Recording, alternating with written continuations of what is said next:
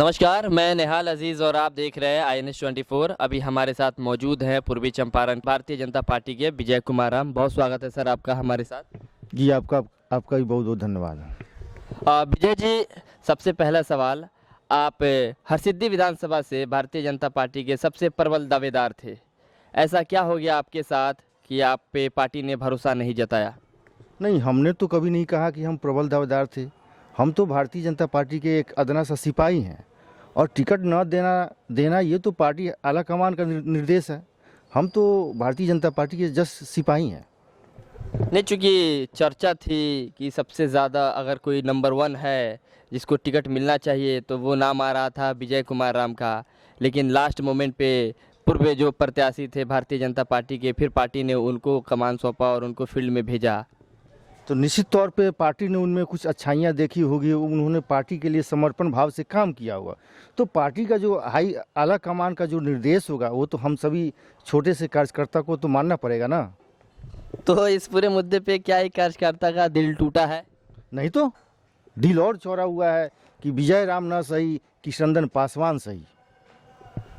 हाँ, अभी अगर हम बात करें स्थानीय मुद्दों पे तो हरसिद्धि की जो समस्या है वो सबसे बड़ी समस्या आपके नज़र में क्या नज़र आती है? देखिए, सबसे बड़ी समस्या मुझे तो ऐसा कुछ समस्या लगा नहीं, क्योंकि हमारे बिहार में एनडीए की सरकार है। तो मुझे लगता है कि विकास हर गांव के चप्पा चप्पा तक विकास पहुंच चुका है।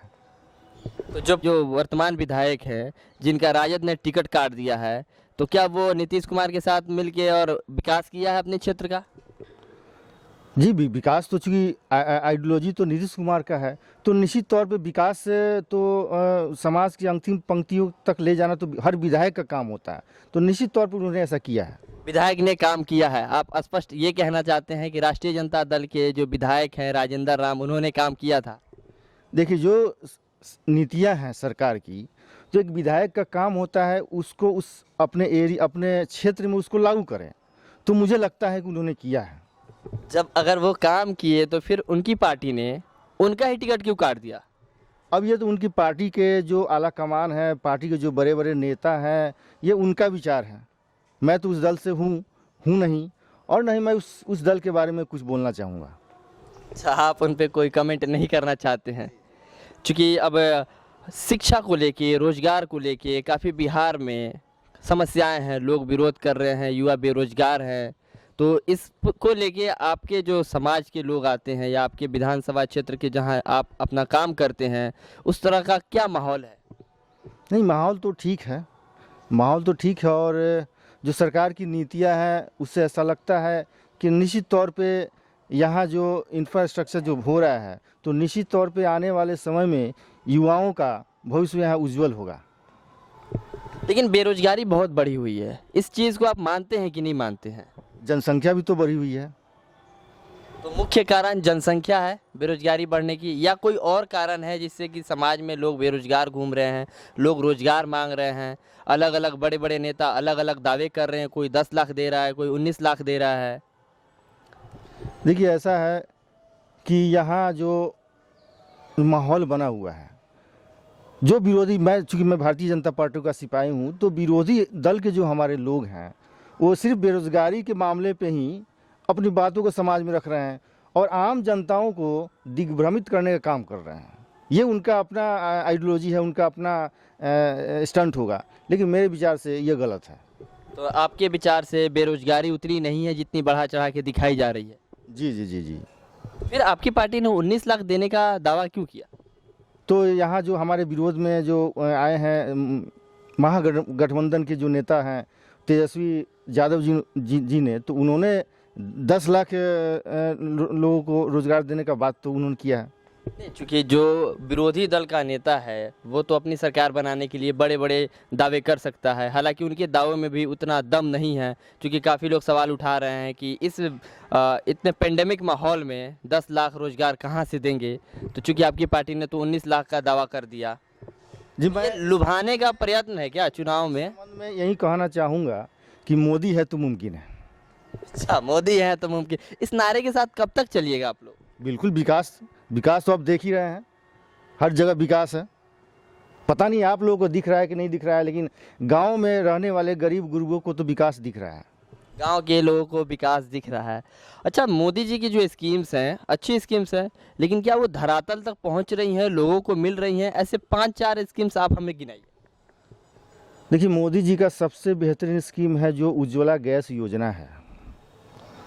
वैसे समाज के सबसे पिछली पंक्ति में जो खड़े रहते हैं उनके घरों में भी गैस पहुंच चुका है।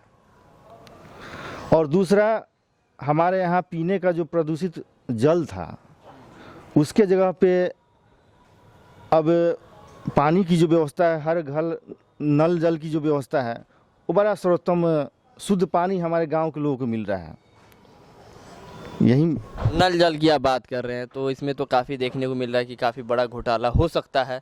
इस पे अगर जांच बिठाई जाए तो कहीं कहीं समस्याएं काफ़ी ज़्यादा गंभीर है। आपने देखा होगा सोशल मीडिया पे कहीं टंकी टूटी हुई है, कहीं सप्लाई सही नहीं चल रहा है।